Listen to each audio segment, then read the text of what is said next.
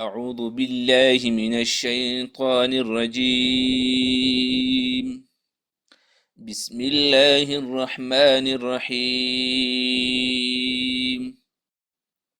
هيو خبركوما چې کوم مرګره ناس چې نو ټیپ ټیپ هم کوي او شیرینګ هم کوي چې مرګري راشي سیدا سبق شروع کو بیا دغه دوران کې خبرې نشو کولای. بسم الله الرحمن الرحيم. منګه چونکی قاعده شروع کړي تقریبا لس 15 سورې وشوي او د هغې کې منګه دا سبقونه ویلي دي. دا لومبی سبق چې دا منګ ویلی دی سبق نمبر 1 حروف هجا صحیح شوه. نو کم مرګري چې خواهشمند دي نوي مرګري راغلي هغوی کتل غواړي نو هغوی د مثال په طور په ټیک ټاک کې هم لږ لږ شته او زما د یوټیوب چینل دی د مرګري لاندې به کمنټس کې تقریبا لیکلی به دغه کمنټس کې راغی نو دا مرګري هلته لاړ شئ او چینل هم سبسکرایب کړئ او دغه وکړئ. هلته ټول سبقونه تقریبا موجود دي انشاءالله. نو بیا به چې کم سبقونه مثال مونږ پرون ویلي دي یا بل ورځ ویلي دي یا نن وایو نو هغه سبقونه به ستاسو په ذهن کې ښه په اسانه باندې انشاءالله تعالی که خیري هغه راشي صحیح ده. نو مونږ دا سبق په دې کې مونږ په هر یو لفظ مثال دوه درې لفظونه مونږ د ورځې ویلي دي. هر یو لفظ د کم ځای نه ادا کېږي د کم مخرج نه ادا کېږي د کم ځای نه ادا کېږي هغه مونږ ټول ویلي صحیح شوه. د ټول نه اهمه خبره چې دا د هر حرف دپاره 3 شیزونه هغه ضروري دي. د هر حرف دپاره 3 شیزونه ضروري دي. د هر حرف دپاره 3 شیزونه هغه څه دي ضروري دي. یو د هغې نوم زده کول، یو د هغې شکل زده کول، یو د هغې آواز زده کول صحیح ده. نوم او شکل او آواز. نوم او شکل به تقریبا منګه ټولو له انشاءالله تعالی که خیر راځي او آواز دی نو د آواز دپاره موږ دا قاعده شروع کړې ده. په دې قاعده کې موږ وایو چې یاره دا حرف د کم دی نه ادا کېږي، د غاښونو د کم دی نه ادا کېږي، د ژبې د کم دی نه ادا کېږي، د مرۍ د کم ځای نه ادا کېږي. دا حرفونه ټول مونږه ښودلي دي چونکې چاته یي نو هغه یوټیوب لاړ شي هلته زده کوي صحیح ده. بیا چونکې اوس مخارج دي نو کم مرګري نه وي هغه به انشاءالله په دې مخارجو کې هم زده کړي. څه مسله به انشاءالله نه وي چې لږ محنت مونږ کوو او لږ محنت هغوی کوي نو انشاءالله تاسو به هم زده کوئ مونږ به هم زده کوو. څه کمی به مونږ کې به وي څه کمی به تاسو کې نو هغه کمی به د یو بل نه وباسو چې کم مرګري مثال کمزوري مونږ کې به هم څه غلطیانې په تاسو کې به هم څه غلطیانې نو د یو بل نه به هغه غلطیانې کمزوري وباسو صحیح ده. ها بسم الله الرحمن الرحیم. سبق نمبر 3 کې مونږ ویلي وو چې سبق نمبر 3 مخارج الحروف. مخارج الحروف نو مخارج څه ته وایي او حروف څه ته وایي. نو حروف د حرف جمع ده او مخارج د مخرج جمع ده. چې مخرج یو ته ویلی شي او مخارج چې دي دا ډیرو ته ویلی شي. لکه مثال په طور یو شیز دی هغه مونږه یو نه دوه کوو یا درې کوو یا څلور کوو نو هغه جمع جوړیږي. او چې یو دی نو هغې ته به موږ څه وایو مثال دا پنسل دی نو دې ته موږ پنسل وایو او چې ډېرې نو هغې ته موږ څه وایو پنسلې صحیح شوه. نو دقه شانتې موږ به دقه شان یو مخرج ته مخرج وایو او چې ډېر مخارج لکه 2 3 4 5 6 17 پورې مخارج دي نو ټولو ته موږ څه وایو مخارج به وایو صحیح شوه. او حروف د حرف جمع ده. حرف یو ته وایي حروف د 2 3 4 5 چې بره جمله جوړیږي هغې ته حروف ویلی شي صحیح ده. مخکې د قاري صاحب وایي مخارج د مخرج جمع ده. مخارج د مخرج جمع ده صحیح ده. نو تاسو ته ما وویل چې مخارج د څه جمع ده د مخرج جمع ده. اوس مخرج څه ته ویلی شي نو مخرج چې څه ته ویلی شي هغه مخکې د قاري صاحب تاسو ته ښیي. مخرج ویلی شي د حرف د راوتو ځایګي ته. د کم ځای نه چې حرف راوځي یو حرف مثال په طور حمزه ها چې د کم ځای نه راوځي د حمزه ها مخرج دی د مرۍ د آخر نه نو د مرۍ آخر چې ده د دې سره مخرج دی صحیح ده. دا د حمزه ها مخرج څه دی د مرۍ آخر د دې مخرج دی صحیح ده. نو مخرج څه دی دغه مخرج دی نو د څه ویلی شي مخرج ویلی شي د حرف د راوتو ځایګي ته. د کم ځای نه چې یو حرف 2 حرفونه راوځي 3 حرفونه راوځي هغې ته څه ویلی شي هغې ته مخارج ویلی شي. څه ورته ویلی شي مخارج ورته ویلی شي صحیح ده. نو دلته تاسو ته ووایي چې مخرج ویلی شي د حرف د راوتو ځایګي ته. د کم ځای چې حرف راوځي هغې ته مخرج ویلی شي. ټول مخارج ولس دي. اوس حروف هجا چې دي هغه ټوټل 29 حروف دي. دلته مخارج چې دي هغه څه دي 18 مخارج دي. دا ولې چې په یو مخرج کې 2 حرفونه 3 حرفونه دا یو ځای کړي د هغې د وجې ټول مخارج چې دي هغه څو دي 18 دي. نو موږ بیا پرون ویلی مخرج نمبر 1 مخرج نمبر 1 الف واو یا مده دا بریکټ کې چې کوم مده ده نو دا څه شی دی دا مده ده نو دا به د الف مده سره هم لګو د واو مده سره به هم لګو او د یا مده سره به د یا سره به هم لګو مده. نو څنګه وایو دا مخرج به داسې یادو نه صرف به دا داسې یادو چې مخرج نمبر 1 الف واو یا مده ادا کیږي د خولې د خالی زینا. صحیح ده دا مخرج به صرف داسې یادو.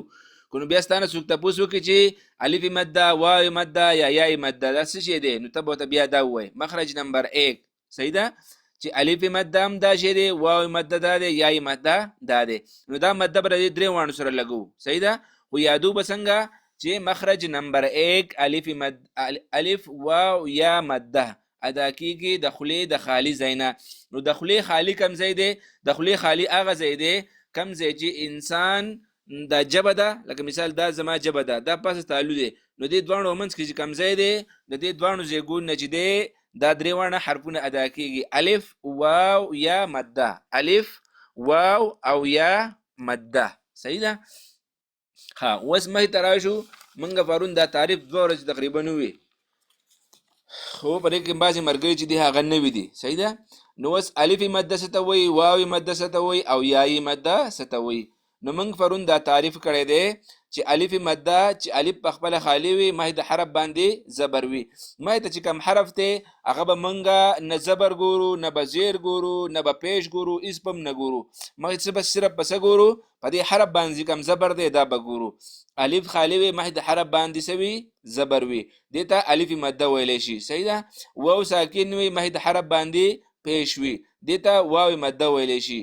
واو ساکن به ګورو مخې ته چې کوم حرف دی دا به نه ګورو چې دا الف دی دا با ده دا تا ده دا ثا ده د یا پورې هر یو حرف دا حرف به نه ګورو صرف په دې باندې به پیش ګورو دا به څه شی شي واو مده واو ساکن مخې د حرف باندې پیش واو مده. صحیح شوه. اوس یا مده څه ته وایي چې یا ساکنه وي مخې ته چې کوم حرف دی د هغې د لاندې زیر وګورو نو آیا د لاندې زیر شته که نشته نو دا به صحیح دا به یایي مده دی.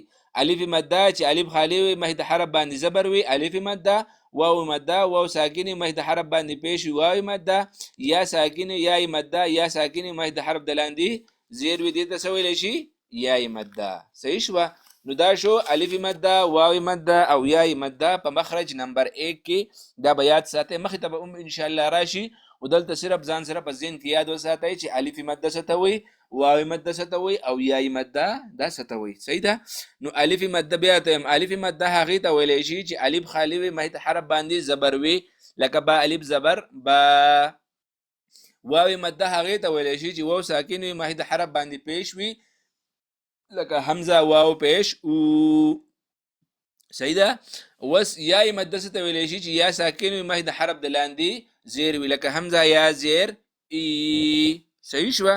نو دا درې حرفونه شو دا د مخرج نمبر 1 کې چې کوم الف واو یا مده راغلی دی نو د هغې مطلب دا شو چې موږ الف مده واو مده او یای مده دا درې واړه څه کوو دا وپېژنو. راځئ خپل میک ډایرک بندوئ ښه.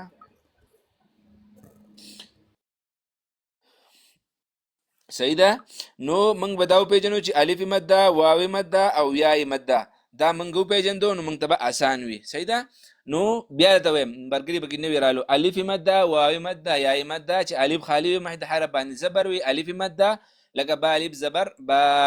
واو مده چې واو ساکن وي مخې د حرف باندې پیش وي نو دا به صحیح واو مده لکه حمزه واو پیش او.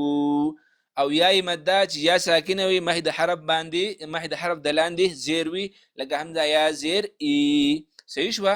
نو دا الف مده واو مده او یای مده د مخرج نمبر 1. صحیح ده مخرج نمبر 1 الف واو یا مده ادا کیږي د خولې د خالی ځای نه.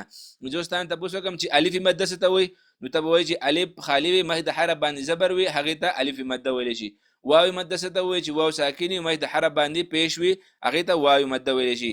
یای مده څه ته وایي چې یا ساکن وي مخې د حرف د لاندې زیر وي هغې ته یایي مده ویلی شي. صحیح شوه. بیا موږ ویلو مخرج نمبر 2 همزه ها ادا کیږي د مرای د اخر نه. همزه ها ادا کیږي د مرای د اخر نه. دا یو نقشه ما تاسو دا نقشه زموږ سره، نو دا نقشه دا توره چې تاسو ښکاري دا جبه ده او دا په کته زمونږ مرای ده. د کم چې دغه نه د سړی خوله وازه کې د هغې نه په کته چې کومه دا مرای ښکاري نه ښکاري، دا ټوله مرای ده. صحیح ده. د دې نه دا شپږ حرفونه ادا کیږي. نو دې مخارج به مونږ اوس وایو. صحیح ده. مخرج نمبر 2 همزه ها ادا کیږي د مرای د اخر نه. مرای اخر چې کوم موږ به خپل مرای ګوته کی دلته پکې د اډوکه غونته د سوریه غونډه ځای دی، دغه نه پکته دا دوه ټکی ادا کیږي، دوه حرفونه. همزه ها همزه ها ادا کیږي د مرای د اخر نه. مخرج نمبر 3 عین ح عین ح ادا کیږي د مرای د مینز نه. د مرای د مینز نه. د مرای مینز کم دی؟ د مرای مینز د مرای د اډوکه چې کم دی بار د چې کم اډوکه راوته ادینه لکته دغه د مرای مینز دی. د دینه بس ادا کیږي همز عین ح عین ح عین ح خویا بوایو. صحیح ده. عین ح. مخرج نمبر 3 عین ح ادا کیږي د مرای د مینز نه. مخرج نمبر 4 غین خ. وس په دې دوانو مخرجونو کې فرق څه دی؟ په دې دوانو کې مخرجونو کې فرق دا دی چې په دې باندې د پاسه ټکی دی، دا یو ټکی دی. صحیح ده. او په دې دوانو باندې نشته. نو چې په کم دوانو باندې نشته دی نو دا د مرای د من نه ادا کیږي، په کم باندې شته دا د مرای د اول نه ادا کیږي. لکه د انسان چې کله مرای تخنیږي بیا مثال مرای کې مثلا شي دسی کوي، نو دغه ځای چې کم حرف باندې د پاسه ټکی وي په غین او په خا باندې، نو هغه موږ د دغه ځای نه ادا کوو. لکه غین خ غین خ غین خ ادا کیږي د مرای د اول نه. صحیح شو. وس دا د مرای نه ادا شو غین خ عین ح او همزه ها. صحیح شو. نو پدې کې محادا، پدې کې محادا او پدې کې مخادا. دا درې ونه خاګانې به موږ پیژنو چې دا یو خا د کم دی نه ادا کیږي، دا یو ح د کم دی نه ادا کیږي او دا یو ها د کم دی نه ادا کیږي. صحیح ده. نو دته څوک چشمو والا ها وای، څوک د چرګۍ ها وای، څوک د سوي، څوک د سوي. او دا ها چې دا د مرای د اخر نه ادا کیږي. دا دوانه هاګانې چې دی یو باندې ټکی دی بل باندې ټکی نشته. چې به کم ټکی نشته د مرای د مین نه، چې به کم باندې ټکی دی هغه د مرای د اول نه. صحیح شو. نو څنګه بوایو؟ مخرج نمبر 2 همزه ها ادا کیږي د مرای د اخر نه. مخرج نمبر 3 عین ح ادا کیږي د مرای د مینز نه. مخرج نمبر 4 غین خ ادا کیږي د مرای د اول نه. دیش پگو حرفونو ته حروف حلقی وای. دیش پگو حرفونو ته سوی حروف حلقی وای. حروف سوای حروف حلقی. کم شپږ حرفونه دي؟ غین خ عین ح او همزه ها. شپږ حرفونه دي دي تسوي حروف حلقي وتوي. ولې وته حروف حلقي وي؟ حلق ویل شي مرای ته، او دا شپږ ونه حرفونه د مرای نه ادا کیږي. صحیح شو. شپږ ونه حرفونه د کم دی نه ادا کیږي؟ د مرای نه ادا کیږي. همزه ها د مرای د اخر نه، او عین ح د مرای د منځ نه، او غین خ د مرای د اول نه. نو دې شپږو حرفونو ته څه ویلی شي؟ حروف حلقي ورته ویلی شي. څه ورته ویلی شي؟ حروف حلقي. صحیح ده. اوس مخرج نمبر 5. مخرج نمبر 5 دی هغه 5 او چې موږ پرونی ویلو، پرون چې کوم موږ سبق ویلو په هغه کې موږ ویلو مخرج نمبر 5 او مخرج نمبر 6. نو مخرج نمبر 5 کې تاسو ته وی قاف. صحیح ده. نو قاف او کاف چې دی دواړه مخرجونه نږدې دي. څه دي؟ نږدې دي. د قاف او د کاف مخرج چې دی دواړه نږدې دي. لکه دې نقشه کې موږ تاسو ته وګورو کنه، لومبه ته مخرجونه ویم بیا بچ دې نقشه وګورو. صحیح ده. مخرج نمبر 5 قاف ادا کیږي د جبې د ویخ او د بره تالونه.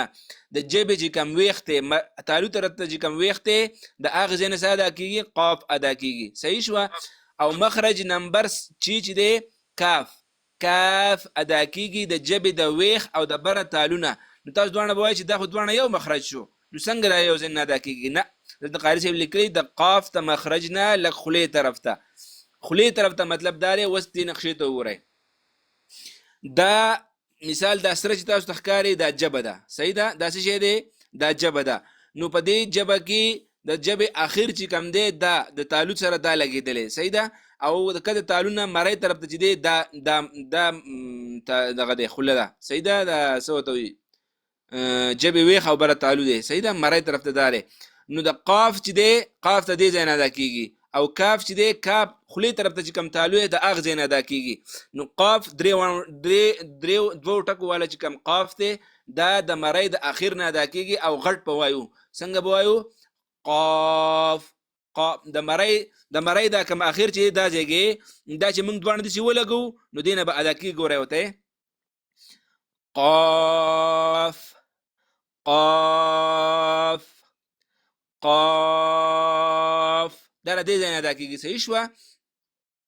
بیا د قاف ته مخرج نه له خولې طرف ته چې کم کاف دی نو کاف ادا کېږي د جبې د ویښ او د بره تالو نه.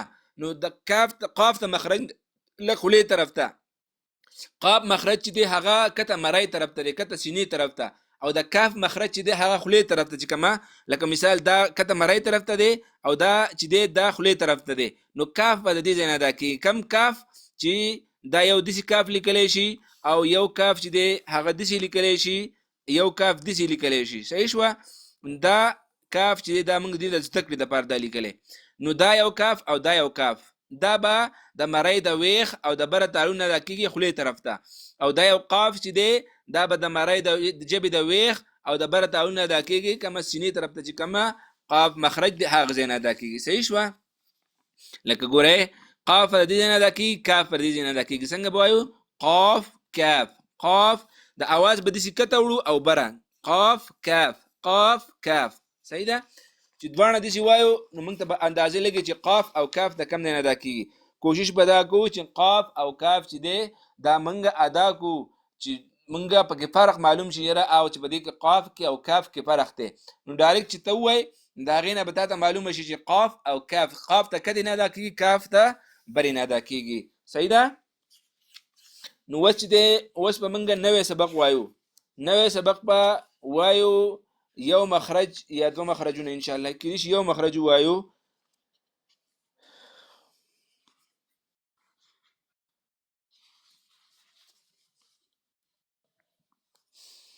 صحیح ده،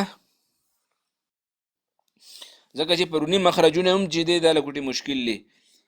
نو اوس به وایو مخرج. بسم الله الرحمن الرحیم. نوی سبق مخرج نمبر 7، صحیح ده.